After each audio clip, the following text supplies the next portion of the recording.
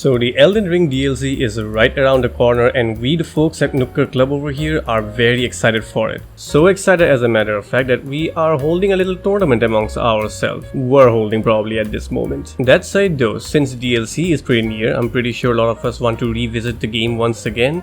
Maybe we have those DLC conditions to complete, or maybe we just like getting fisted by Miyazaki.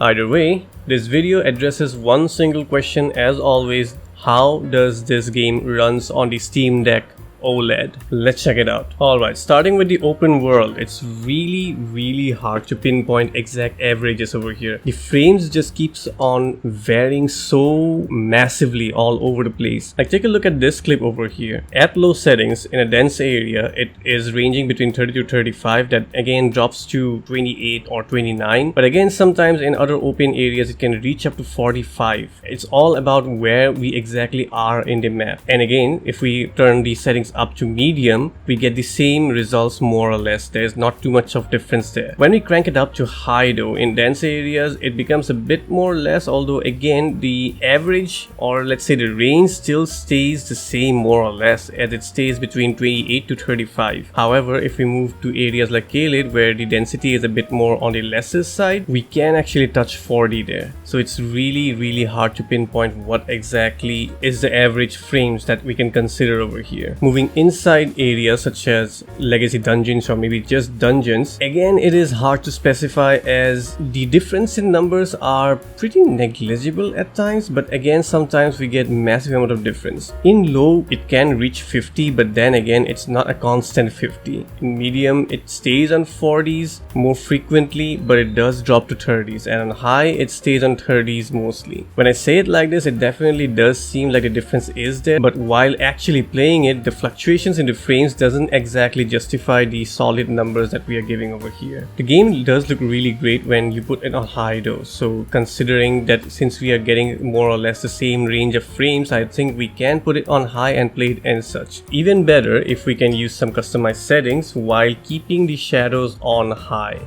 That is very important. As on lower settings, the shadows are the things that will pop out the most in terms of bad looking assets in the game. The rest will be, well, it can be kind of ignored. But on high, it still does definitely look a lot better, and I prefer playing it on high while capping the frames on 30. That has been the best experience for me personally in this device. Now moving into one of the most important part, how's the performance during boss fights? I have beaten more or less all the major bosses in this save file, so I won't be able to show the one that I wanted to show. However, I got the next best thing, this guy, whom I never really wish to fight, and you can see on the clips why. But regardless, this boss fight does have a lot of particle effects in comparison to the other bosses, and can really give us a good idea of how the frames are during these intense encounters. And to take things to the positive side, the difference is actually notable. On high settings I was getting frames between 39 to 42, but if I drop it down to medium, I reach the upper 40s. And if I drop it further more to low, I get more consistent frames on the 50s, which is really great,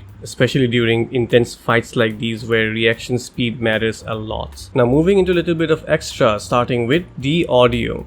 The audio is absolutely crisp and it gives all the necessary feedbacks that we need for our reactions, both on headphones and on speaker. Button layouts are of course customizable, there is no issues regarding that. And lastly, about the battery life. I got around 2 to 2.5 hours of playtime on this game on this device, which is kind of acceptable considering this is a AAA game, and that is more or less how much we can expect to get from this device. Final thoughts, not recommended to play on this device. We can definitely play this smoothly on 30 FPS by locking it to that frame rate. However, at 60 FPS, at least in my personal opinion, is a necessity in games like these. But then again, as I said, that is just my opinion, and you can form your own by checking out all the data that we have shared. With that said though, thank you everyone for watching, and I really hope you enjoy the DLC that is coming up. We have been waiting for this for quite some time. So see you on the next one or on other contents that we publish over here. Hopefully you'll enjoy everything and stay tuned for more.